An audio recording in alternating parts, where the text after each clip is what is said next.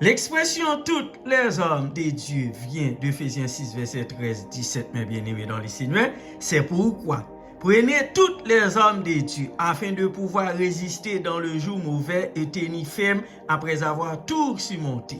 Tenez donc ferme.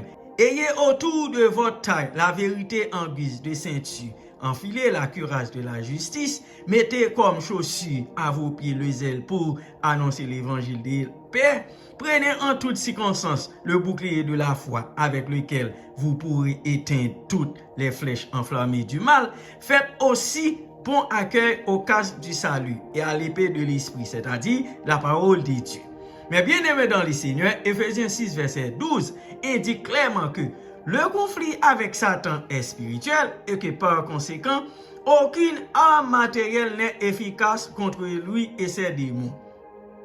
Ce passage ne donne pas une liste précise des tactiques de Satan, mais il dit clairement que si nous suivons fidèlement ses instructions, nous tiendrons bon et nous aurons la victoire, quelle que soit sa stratégie.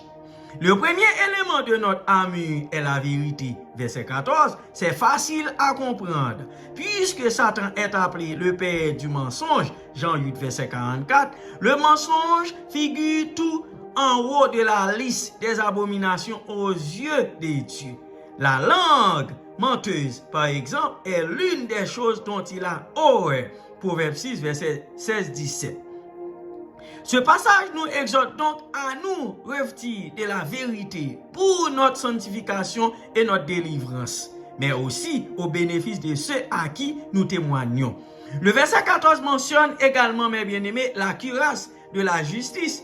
Une cuirasse était destinée à protéger les organes vitaux du guerrier contre les blessures qui seraient mortelles. Il ne s'agit pas ici, mes bien-aimés dans le Seigneur, de nos œuvres justes, mais de la justice de Jésus-Christ qui nous est imputée par Dieu et que nous recevons par la foi, laquelle protège nos cœurs contre les accusations et les assauts de Satan et notre être intérieur contre ses attaques.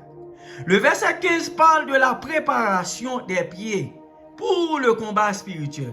Au cours d'une bataille, mes bien-aimés dans le Seigneur, l'ennemi place parfois des obstacles dangereux sur la route des soldats qui avancent. L'idée est que nous devons pénétrer dans le territoire de Satan, conscients des pièges qui surviendront inévitablement, avec le message de grâce si essentiel pour gagner des âmes à Christ. Satan a dressé de nombreux obstacles sur notre route pour empêcher la propagation de l'évangile.